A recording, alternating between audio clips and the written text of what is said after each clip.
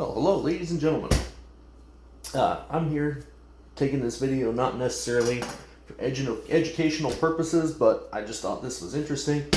I will show a picture of this exact piece of meat back when I still had the whole thing together.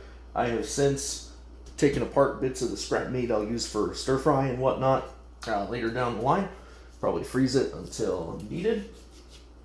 And I just thought it'd be interesting to show the couple of different cuts that I had here after working on the entire roast. So this guy I got in my hands right here.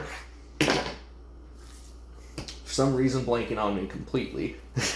First thing I separated from the whole chunk of the cross rib was the flat iron. Now this you could cook up as either a roast or a bunch of steaks, and I think I would prefer to cut it up as a series of steaks for the time being. This piece here is not the prettiest, and I'm not going for looks necessarily, but I do think I'm going to cut this off right there. Not everything I do is going to be perfect here, but I do think that'll be either a good couple little bit of steaks or stew meat or stir fry, even probably stew meat. Just add that to the pile. As for steaks, unfortunately, on this end, it is going to be a bit of a sorry sight, but I will do my best to make sure it is easy to cook these once I finish separating them. This is not the best knife either. These are not the tools I am used to working with, but they'll do just fine. You see, that's what you want to look for in there, in that middle section. That's kind of what makes this cut stand out visually. It also is very tough, and that means that when you cook it, you have to cook it very slowly. Otherwise, probably not going to taste very good.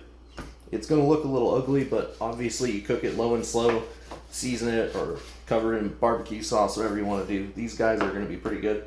We'll note as well that this is a prime meat rather than a choice or select. So if you go to your own supermarket and get, a big old chunk of cross rib, or if you get flat iron, not necessarily going to have that much fat content, even if it does look quite similar. I think that should do it. A really thick piece of gristle in there, but managed just fine. Just looks like garbage. Yeah, I think got everything out of that sucker I could. So I'll just cut around the piece of gristle that's left in there. And the rest of that will have to be whatever. Stir fry or stew meat, probably one or the other. I'll decide whenever I decide to cook it up. But yeah, that's garbage. That is inedible. And so these guys, obviously, are going to be pretty good. I'm going to have some of those tonight. And this guy right here, cross rib itself. For this particular demonstration, I'm just going to cut it in half. Ordinarily, this would be a pretty good point to just stop so that I could make a roast out of either half. But I would also like to try my hand at doing some country style boneless ribs. And this guy I will just make into steaks.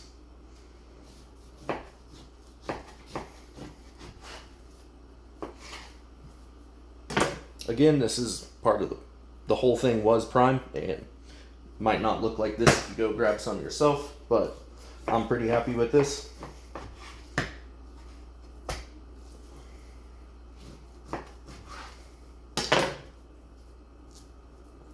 Alright.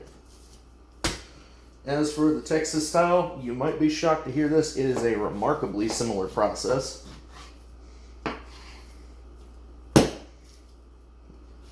Cutting it into slices, I know, crazy, insane even, and I don't doubt that there's other people who do it a bit differently, but this is how I want to do it.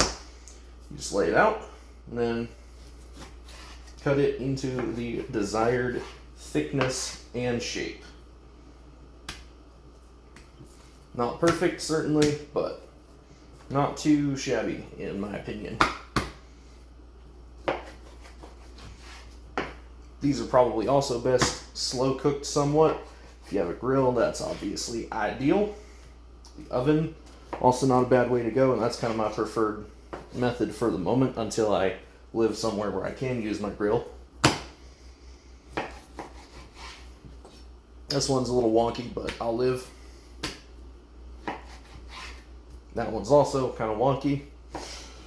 But otherwise, I think that should work pretty well for just demonstrating what these are supposed to look like.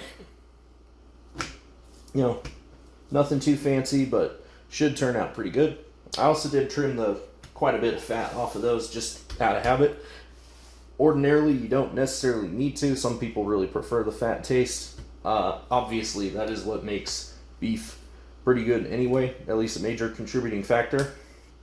But this much is excessive, I will admit. You don't necessarily have to cut that much off. That is just what I chose to do.